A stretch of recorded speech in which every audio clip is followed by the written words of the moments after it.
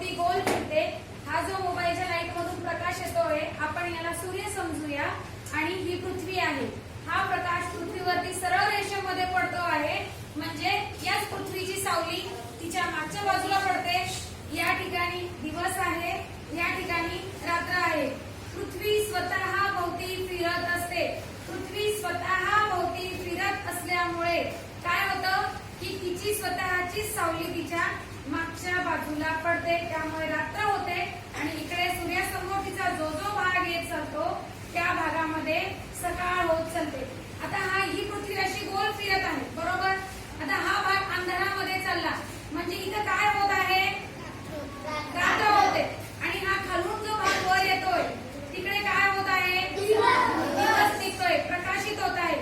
म्हणजे सूर्याच्या एक्झॅक्ट समोरचा भाग म्हणजे दुपार, जो थोडासा पुढे निघून गेला आहे ती संध्याकाळ, आणि जो आता उजेड येत आहे तो आहे सकाळ।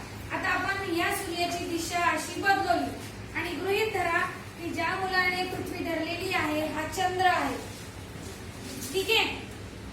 आता या पृथ्वीची सावली या चंद्रावरती पडली, तुम्हाला दिसतोय का चंद्र?